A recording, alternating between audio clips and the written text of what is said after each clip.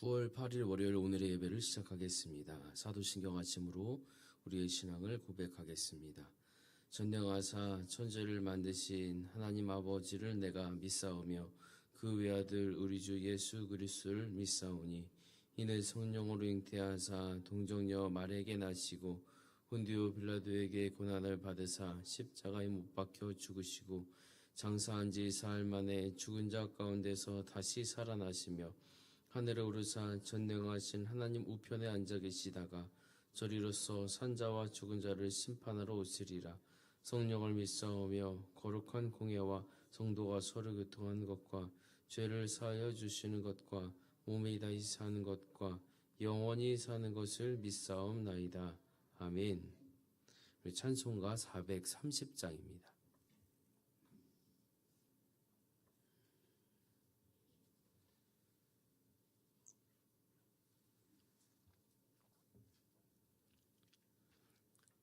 (430장입니다)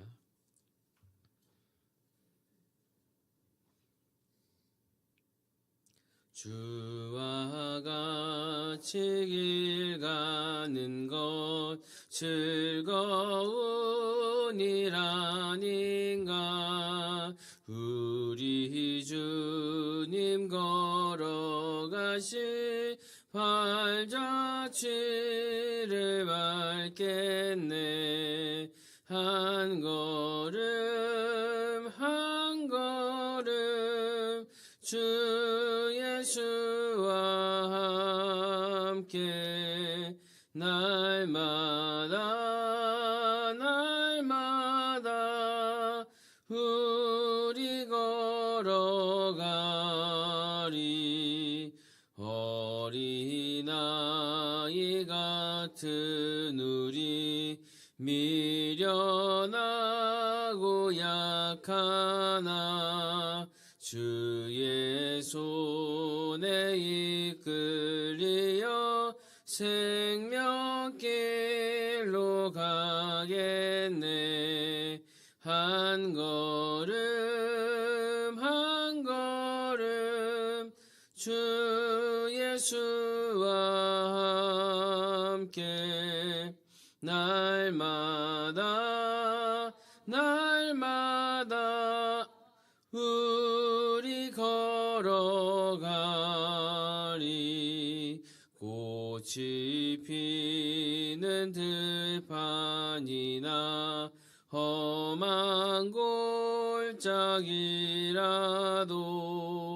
주가 인도하는 대로 주와 같이 가겠네. 한 걸음 한 걸음 주 예수와 함께 날마다 날마다 우리 걸어가리. 옛 선지자의 녹같이 우리들도 천국에 들려 올라갈 때까지 주와 같이 걷겠네. 한 걸음 한 걸음 주 예수와 함께 날마다 날마다 우리 걸어가리. 아멘. 찬송가 384장입니다.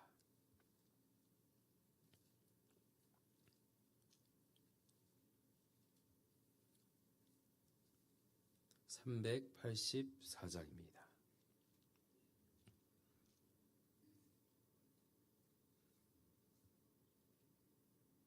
나의 갈 길 다가도록 예수 인도하시니 내 주 안에 있는 긍휼 어찌 의심하리요. 믿음으로 사는 자는 하늘 위로 받겠네. 무슨 일을 만나든지 만사 형통하리라. 무슨 일을 만나든지 만사 형통하리라. 나의 갈 길 다가도록 예수 인도하시니 어려운 일 당할 때도 족한 은혜 주시네. 나는 심히 고단하고 영혼 매우 가라나. 나의 앞에 반석에서 샘물 나게 하시네. 나의 앞에 반석에서 샘물 나게 하시네. 나의 갈 길 다가도록 예수 인도하시니 그의 사랑 어찌 큰지 말로 알 수 없도다. 성령 감화 받은 영혼 하늘 날아갈 때에 영영 부를 나의 찬송 예수 인도하셨네. 영영 부를 나의 찬송 예수 인도하셨네. 아멘. 기도하겠습니다. 하나님 아버지, 오늘도 우리를 깨워 은혜의 보좌 앞에 담대히 나오게 하심을 감사합니다. 주님의 은혜가 아니면 한순간도 살 수 없는 우리를 주께로 부르심이 큰 복임을 고백합니다. 이 시간 우리의 마음과 생각을 주장하여 주옵소서. 말씀을 통하여서 하나님의 뜻을 깨닫고 새 힘을 얻어 주님께만 영광 돌리는 삶을 살게 하여 주옵소서. 세상의 근심과 걱정 다 내려놓고 오직 주님의 은혜와 사랑을 바라보는 시간이 되게 하여 주옵소서. 이 자리에 모인 모든 성도들의 마음에 하늘의 위로와 평안과 기쁨을 가득 채워 주옵소서. 예수님의 이름으로 기도하옵나이다. 아멘. 오늘 우리 함께 볼 말씀은 창세기 39장입니다.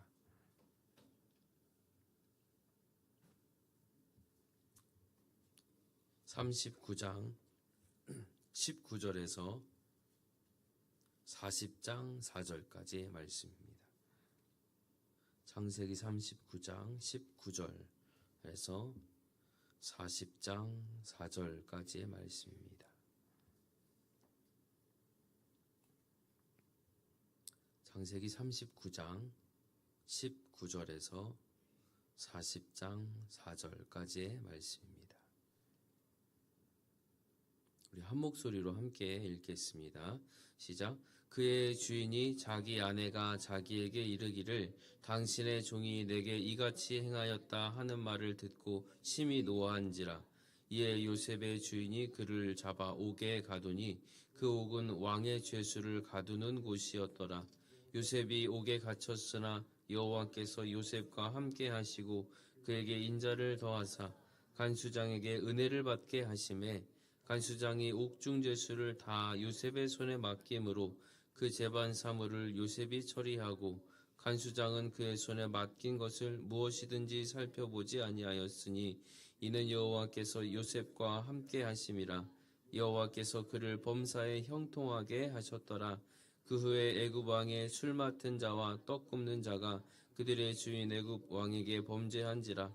바로가 그 두 관원장 곧 술 맡은 관원장과 떡 굽는 관원장에게 노하여 그들을 친위대장 집안에 있는 옥에 가두니 곧 요셉이 갇힌 곳이라.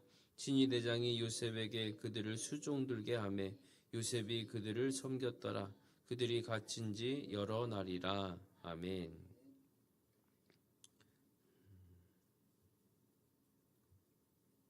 세상의 관점으로 봤을 때 요셉의 삶이 어땠을까요? 그 창세기 39장 처음부터 시작되는 그 요셉의 삶을 보면 아버지께 있을 때는 굉장히 좋은 환경이었습니다. 사랑을 듬뿍 받고 혼자 채색 옷도 입고 또 뭔가 다른 것들을 제공받았겠죠. 그러니까 아버지 품에서 아주 부족한 것 없이 살았던 삶이었는데 갑자기 환경이 변합니다. 노예의 삶으로 변합니다. 그리고 죄수의 삶까지 오게 됩니다. 그런데 성경은 기록하기를 요셉의 삶이 이제 노예로 가고 죄수로 팔려갔으니 죽을 날만 남았더라 하지 않습니다. 하나님이 함께 하심으로 형통한 삶이 되었더라 라고 말씀을 하고 있습니다. 요셉의 삶을 잠깐 보면 어린 시절을 생각했을 때 지금 노예로 팔려와서 행동하는 모습들이 이해가 되시나요? 늘 사랑받고 형제들 사이에서는 또 미움받았다는 약간 그런 모습들밖에는 보지를 못했어요. 뭐 양들을 잘 치거나 어떤 능력이 있거나 어떤 교육을 받았거나 능력이 뛰어난 것들은 보지 못했는데 노예로 팔려왔는데 갑자기 일을 잘합니다. 유혹도 뿌리칩니다. 39장 9절에 보면 내가 어찌 이 큰 악을 행하여 하나님께 죄를 지으리까. 보디발의 아내가 유혹을 했을 때 이렇게 뿌리쳤어요. 또 억울하게 옥에 갇혔어도 성경은 요셉이 누구를 저주하였더라. 그렇지 않거든요. 형제들에게는 형제들의 죄는 아버지에게 이야기를 했어도 또 형제들을 뒷담화하였더라. 저주했더라. 이런 게 없습니다. 40장 8절에 보면 요셉이 그들에게 이르되 해석은 하나님께 있지 아니하니까 라고 말씀해요. 꿈을 꾼 관원장들에게 하는 말 속에서도 이후에도 요셉은 하나님을 생각한 거죠. 그러면 미루어 볼 수 있는 것이 37장과 39장에 걸쳐서 요셉의 이야기가 나올 때 그가 어떻게 하나님께 기도했고 어떤 방식으로 제사했는지는 알 수가 없지만 일단 37장에서 17세 된 그 소년이 형들의 잘못을 막 고자질했다. 이거는 단순하게 내가 아버지의 사랑을 독차지할 거야 라는 그런 행동으로만은 볼 수가 없는 겁니다. 27세 소년이 잘잘못을 구분할 수 있었다라는 얘기예요. 특히 여기 37장에서 형들이 한 잘못을 원어로 보면 그게 죄거든요. 죄. 그러니까 17세의 요셉은 죄와 죄가 아닌 것을 구분할 수 있었다. 아버지가 가르치는 그 신앙의 모습을 답습해서 살고 있었고 청소년 시기에 아직은 말하는 지혜가 좀 부족해서 그렇게 했던 거다라는 말이기도 합니다. 그러면 요셉은 당시부터 아버지의 신앙을 물려받아서 이미 하나님을 잘 믿고 있는 청소년이었어요. 야곱으로부터 하나님을 향할 그 믿음의 삶이 요셉에게만 있었을까요? 요셉을 사랑하기 때문에 야 너만 하나님의 사람이야 라고 했을까요? 아니겠죠. 모든 자녀에게 똑같이 하나님의 사람이 될 것을 이야기했을 겁니다. 그리고 우리의 때에 이루어지는 그 하나님의 약속을 기다리며 살아야 한다고 그렇게 얘기를 했을 거예요. 그런데 형제들은 뭘 하냐면 알면서도 죄를 지었다. 근데 요셉은 그것을 가만히 지켜볼 수가 없었다라는 얘기예요. 단순하게 하나님이 이거 하면 싫어하실 거야 라고 치부할 수 없는 행동이 형들의 잘못이라고 생각했을 겁니다. 그러니까 어디를 가든지 요셉은 하나님을 원망하지 않아요. 계속해서 노예로 가고 죄수로 가도 하나님을 바라보았다거든요. 세상의 논리로 따지면 보디발한테 충성했으면 그 아내한테도 충성하면 됩니다. 그러면 어떻게 해요? 눈 한 번만 딱 감으면 그게 아무리 죄라고 해도 지금껏 충성했던, 지금껏 누려왔던 그 삶이 다 요셉의 것이 그대로 되는 거예요.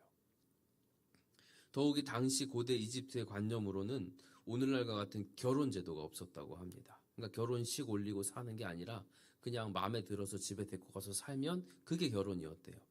그러니까 이 남녀 간의 관계가 굉장히 자유로웠다는 얘기입니다. 보디발 아내 입장에서는 별거 아닌 일이었어요. 요셉도 그냥 여기 문화는 그러니까 별거 아닌 일로 그냥 그러면 되겠다 했으면 다 좀 누릴 수 있었을 텐데, 감옥에 안 갈 수 있었을 텐데, 그럼에도 불구하고 요셉은 유혹을 뿌리친 겁니다. 애굽의 문화관에 속한 삶이 아니라 몸은 애굽에 있지만 그가 여전히 하나님 앞에 서는 사람이다 라는 그 믿음의 삶을 보여준 거예요. 노예가 유혹을 뿌리치면 어떻게 될지 요셉이 몰랐을까? 그렇지 않았을 거예요. 알면서도 유혹을 물리치고 하나님만 바라볼 수 있는 믿음이 요셉에게 있었다는 겁니다. 그래서 오직 하나님께 기도해서 하나님과 함께하며 나아가니 39장 2절 말씀에 여호와께서 요셉과 함께 하심으로 이렇게 말씀하고 있는 겁니다. 요셉의 이러한 믿음이 우리의 열매 되기를 주님의 이름으로 축복합니다. 오늘 본문 이전에 이 요셉의 형통을 다룬 부분이 있었죠. 지난주 목요일에 1절에서 6절까지의 말씀이었습니다. 보디발 장군의 집에서의 형통함이었어요. 보디발이 요셉을 볼 때 여호와께서 함께 하심을 봤습니다. 그리고 요셉의 범사에 형통하게 하심을 봤습니다. 그걸 보고 난 후에 요셉을 가정의 총무로 삼고 자기 소유를 다 위임하고 그 형통함이 요셉을 통해서 막 복이 퍼져나갔죠. 보디발이 무엇을 봤을까요? 하나님의 형통함이 눈에 비쳤을까? 요셉이 걸어다니면 광채가 났을까요? 아니겠죠. 요셉이 노예로 살면서 늘 기도하지 않았을까? 뭘 할 때마다 하나님의 뜻을 구하지 않았을까? 그러니까 보디발이 볼 때 요셉이 믿는 신이 그에게 엄청난 힘을 주고 있구나 생각했을 겁니다. 삶으로 하나님을 증거한 요셉을 보고 보디발은 하나님을 보게 된 거예요. 요셉이 복의 통로가 됐습니다. 요셉의 믿음의 삶이 복의 통로가 된 겁니다. 우리의 삶에도 늘 하나님을 바라보는 그 과정과 결과들이 나타나서 우리를 만나는 모든 사람에게 이러한 복을 끼치는 통로가 되는 은혜가 있기를 주님의 이름으로 축복합니다. 그리고 이어진 오늘 본문에서 감옥에서의 형통함도 이야기를 하고 있어요. 요셉을 통해서 간수장이 은혜를 받습니다. 그래서 요셉의 손에 모든 것을 맡깁니다. 관여하지 않습니다. 온전히 위임합니다. 죄수지만 간수처럼 행동하는 것. 그 안에서만큼은 최고의 신분을 누릴 수 있게 된 겁니다. 하나님께서 나와 함께 하시니 직장의 사장님에게 은혜를 받게 하심에 사장님이 모든 권한을 나의 손에 맡기심으로 직장에서 하고 싶은 대로 자유롭게 생활할 수 있게 되었다. 하고 싶은 업무만 맡고 식당의 음식들 맛있는 것으로 교체하고 내 마음에 들지 않는 사원들만 갈아치울 수 있는 그런 권한들이 생겨서 직장에서 누릴 수 있는 모든 것을 사장님처럼 누리게 되었다. 이 말입니다. 우리가 생각할 수 있는 것 이상으로 바꾸시는 하나님의 형통함을 볼 수 있게 되었다는 거예요. 그리고 그는 끝내 최종적으로 애굽의 총리가 됩니다. 노예에서 죄수 갔다가 다시 총리로 극과 극의 승진을 경험합니다. 이것은 모두가 요셉이 잘난 게 아니라 여호와께서 요셉과 함께 하신 결과였습니다. 그렇다면 요셉의 삶을 통해서 말하는 형통함이란 무엇입니까? 첫째로 하나님이 함께 하시면 복이 있다. 하나님이 함께 하시는 것은 누구도 당할 자가 없습니다. 우리의 능력 때문에 잘 되는 것이 아니라 하나님의 함께 하심 때문에 된다는 거예요. 그러면 내 삶에 장애물이 찾아와도 걱정할 필요가 없습니다. 하나님이 그 장애물을 통해서도 나를 형통하게 해주실 것이기 때문에 그렇습니다. 내가 생각하기에 이 일이 이루어지면 안 되는데, 유혹에 넘어지면 안 되는데, 노력했는데도 어쩔 수 없이 그 능력이 부족해서 넘어져도 하나님이 함께 하시면 가는 길을 막을 자가 없습니다. 흔들리는 기차에서 비행기, 버스에서 하나님을 꽉 붙들고 이리저리 흔들려도 그 손을 놓지 말고 꼭 붙어 있기를 바랍니다. 그럴 때 함께 하신 하나님의 능력이 우리를 통해 나타날 줄로 믿습니다. 그 일을 보고 그저 우연이 아니라 하나님의 이름을 찬양하는 복된 성도 되시기를 주님의 이름으로 축복합니다. 두 번째는 하나님의 형통은 인생의 고난에서 제외된다는 의미는 아닙니다. 그러나 고난의 상황 속에서도 어려움의 상황 속에서도 하나님이 함께 하시면 그 현장은 형통의 삶이 되는 겁니다. 고난은 있지만 하나님의 방법으로 또 이겨낼 힘을 주십니다. 우리의 약한 부분을 강하게 연단하십니다. 그리고 약할 때 강함 되시는 그 하나님을 보여주십니다. 예비하신 좋은 길로 이끄시기 때문에 옥에 갇혀도 어디에 빠져도 수렁에 빠져도 하나님이 좋은 길을 다 예비하시고 계십니다. 그래서 우리가 고난, 역경, 환난, 유혹이 몰려와도 불안에 떨 필요가 없습니다. 그때 우리가 선택하는 건 하나님을 보는 겁니다. 하나님께 기도하고 우리 또 주일 말씀에 묻고 듣고 행하라 했잖아요. 즉시 하나님을 보는 훈련을 하시기를 바랍니다. 모든 시선을 주님께 드릴 때 살아계신 하나님을 느끼고 전능하신 하나님을 느끼고 하나님의 나라를 살아 누리는 복된 삶이 되시기를 주님의 이름으로 축복합니다. 마지막으로 세 번째는 신앙적 도덕적 책임이 있다는 거예요. 보디발 아내가 요셉을 유혹했는데 넘어가지 않았습니다. 유혹을 단호하게 거절했습니다. 그게 요셉의 감옥에 갇히게 된 이유죠. 유혹에 넘어가는 것은 하나님의 뜻이 아니었기 때문입니다. 물론 요셉이 간음의 유혹에 넘어갔어도 하나님께서는 또 하나님의 역사를 써내려 가셨을 거예요. 하지만 요셉은 하나님의 계획 속에서 순종의 모습으로 살았습니다. 그 자신의 삶으로도 하나님께 죄를 이기는 삶으로 잘 쓰임을 받은 겁니다. 성경을 보면 두 부류의 사람들이 있죠. 순종하는 사람들이 있고 불순종하는 사람들 있습니다. 출애굽을 예로 들면 모세가 하나님께 순종해서 쓰임을 받았습니다. 그런데 바로도 쓰임을 받았어요. 불순종해서. 똑같이 쓰임을 받는데 결과는 다른 겁니다. 모세는 하나님께 순종해서 하나님이 예비하신 길로 나아갔습니다. 하나님이 인도하신 구원의 삶으로 선한 영향력을 끼치는 삶으로 지금도 우리에게 모세는 믿음의 사람이라고 불려집니다. 그리고 모세의 순종과 그의 삶을 따라 살기로 묵상하는 사람들이 있죠. 그런데 바로는 어떻습니까? 불순종의 삶으로 열재앙까지 오기까지 계속 불순종해서 재앙을 그냥 몸으로 다 떠안습니다. 구원도 못 받고 완악한 삶 절대로 따라가야 하지 않아야 할 악인으로 우리에게 여겨지고 있다는 겁니다. 요셉과 함께 하신 하나님, 요셉이 기쁠 때나 슬플 때나 우울할 때나 어려울 때나 곤고할 때나 부유할 때나 언제나 함께 계셔서 요셉의 마음을 아시고 요셉의 문제를 해결해 주셨어요. 하나님의 계획 속에 포함시켜서 하나님의 복을 누리며 살게 하셨습니다. 그것이 하나님의 형통인 줄로 믿습니다. 요셉이 행했던 믿음의 행동은 또 개인의 도덕적이고 그런 신앙적인 승리보다 훨씬 중요한 의미를 갖습니다. 야곱의 가족을 대표했어요. 그 이방 땅에 혼자 와서 그 믿음을 지켜낸 사람입니다. 그러니까 하나님의 선택된 백성 이스라엘의 대표 자격인 겁니다. 모든 믿는 사람의 승리였던 겁니다. 우리 또한 요셉과 같은 믿음의 사람으로 승리하는 은혜가 있기를 바랍니다. 우리의 가정에서, 직장에서 또 어떤 공동체에서 내가 걸어가는 모든 곳에서 나 혼자 예수님 믿기 때문에 어려운 일들이 한두 가지가 아니더라도 끝까지 주님을 붙들고 주님 뜻대로 살면 요셉과 같이 형통한 삶이 우리를 통해 나타나게 될 줄로 믿습니다. 우리가 하나님의 복의 통로가 되어서 믿지 않는 보디발이 나를 통해 주님을 보게 되고 그 보디발이 복받고 그의 가정도 하나님께 붙들린 믿음의 가정 되는 놀라운 은혜가 있게 되기를 주님의 이름으로 축복합니다. 그래서 요셉은 마음의 중심에 하나님이 계셨기 때문에 그 이후의 삶에 있어서도 늘 모든 사람을 죽게 하듯 대하며 산 것 같아요. 자신을 팔았던 형들을 어떻게 용서할 수 있습니까? 다 용서를 했습니다. 그들의 자녀까지 책임지겠다고 했습니다. 믿음의 사람이라면 이래야 하지 않겠습니까?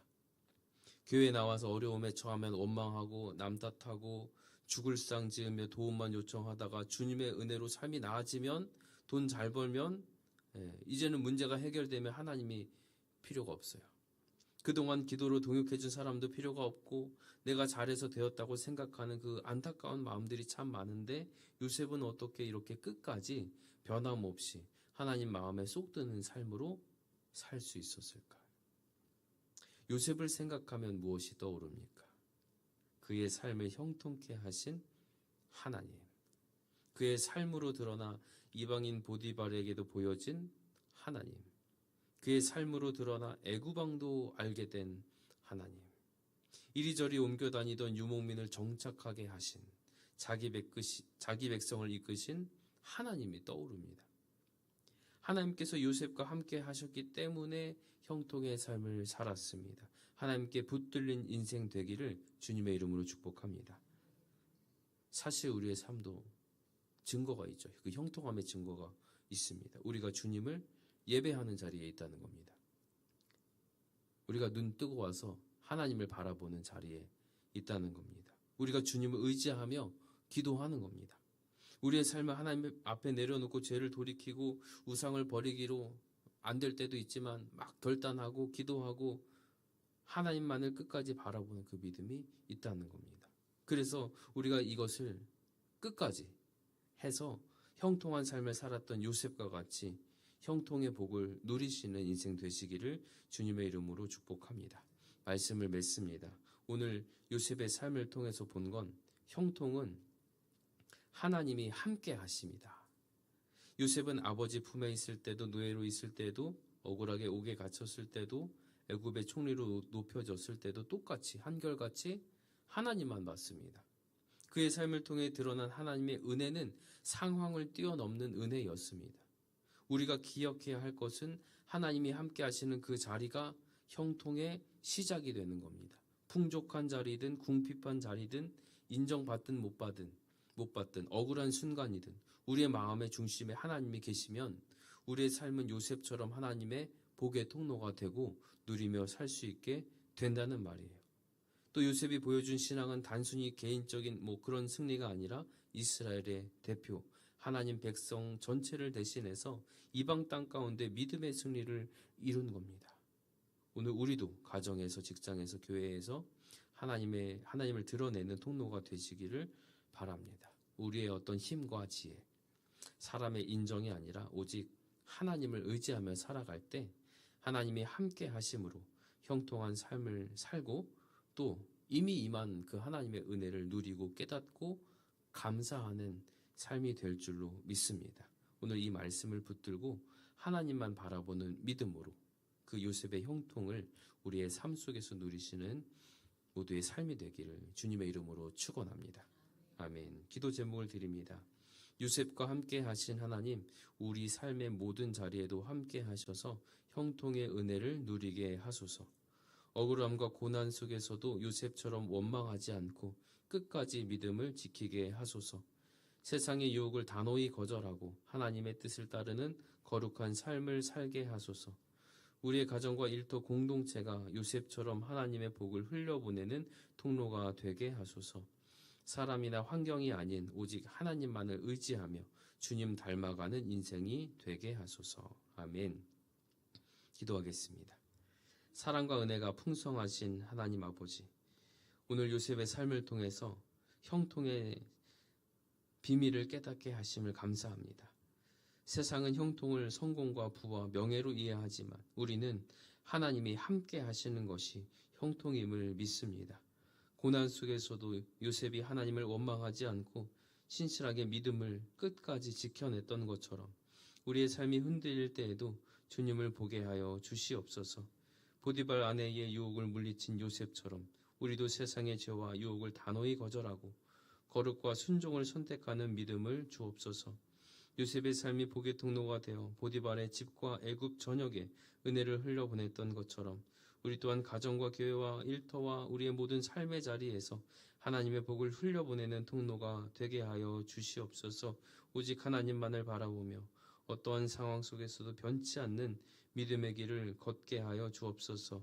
이 길만이 생명의 길이요 복된 길임을 믿는 삶이 되게 하여 주옵소서. 예수님의 이름으로 기도하옵나이다. 아멘. 이제 우리 주 예수 그리스도의 은혜와 아버지 하나님의 다함없는 사랑과 성령 하나님의 내주교통 위로 충만케 하시는 역사가 요셉처럼 어느 자리에서든지 하나님만 의지하며 고난 가운데서도 신실하게 믿음을 지키고 복의 통로로 쓰임받기를 소망하는 모든 성도들의 가정과 일터와 삶의 자리 위에 이제로부터 영원토록 함께 있을지어다. 아멘.